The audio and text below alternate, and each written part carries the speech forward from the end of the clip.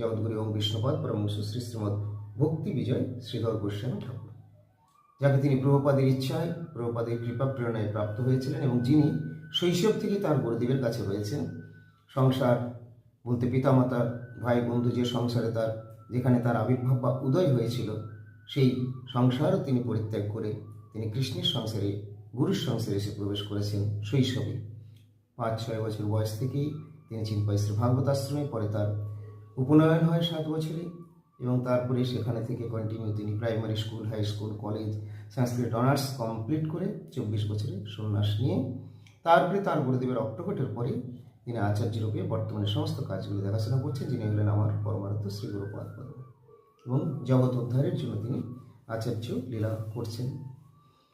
তো তার দ্বারা এখন পরিচালিত সম্প্রতি একটি বড় ভক্তাবাস গুরুপাদ পদ্ম কর্তৃক নির্মিত হয়েছে, রাধা শ্যামসুন্দর নিবাস বলে। খুবই সুন্দর, অপরূপ। আপনারা আগে অনেকেই দর্শন করেছেন, সুযোগ হলে আমি আবার দর্শন করাবো। তো এখানে অনেকেই উৎসবের সময় তো বছরে একবার রাস পূর্ণিমায় হয়ে থাকে, তাছাড়া বাকি সময়গুলো প্রায় ফাঁকা থাকে। বিভিন্ন সজ্জন শ্রদ্ধালু ভক্তজন তারা আসেন, এখানে যোগাযোগ করেন, ভক্তরা আমাদের তারা অবস্থান করেন, এবং এছাড়াও সাধারণ সজ্জনগণ ভালো মানুষ যদি আসেন একটা সামান্য কিছু খরচা দিয়ে, কেননা জল কল আছে, ইলেকট্রিক বিল আছে প্রভৃতি, এই সমস্ত কিছু সেবা দিয়ে, যেগুলো আপনাদের হোটেলে লজে দিতে গেলে অনেক বেশি পড়ে, তার চেয়ে সামান্য কিছু শ্যামসুন্দরের সেবা দিয়ে থাকার ব্যবস্থা, আগে থেকে বললে প্রসাদের ব্যবস্থা প্রভৃতি করা হয়। তো কথা প্রসঙ্গে আমি কথাগুলি বললাম। যাই হোক, এখন আমি অবস্থান করছি পুরুলিয়া শ্রী গৌরাঙ্গ মঠে।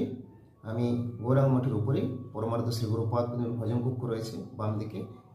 এখন তিনি এখানে আপাতত বাহ্যিকভাবে নেই, তবে তিনি আবার বিভু বস্তু সর্বত্রই আছেন, সুতরাং আমার কাছে এখানেও আছেন। এটা আমি শাস্ত্রীয় পরিভাষাতে, দৃষ্টিতে বা মীমাংসায় উপলব্ধি করি বা আমি বোঝার চেষ্টা করি।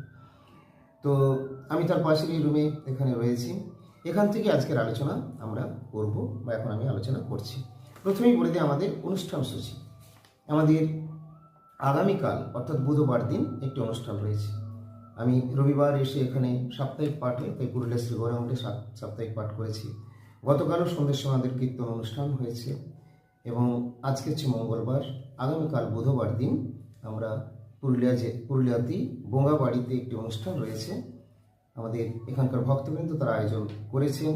রয়েছেন আমাদের গুরুপাদ পদ্মেরই শ্রীচরণাশ্রিত রোহিণী প্রভুও সমস্ত ব্যবস্থাপনা করে, এবং সেখানে অনুষ্ঠান পূর্বে আমরা করেছি, আবার আগামীকাল সেই অনুষ্ঠান রয়েছে। ভক্তি বিজয় নাম হট্ট থেকে আমি এবং আমরা সেখানে যাত্রা করব।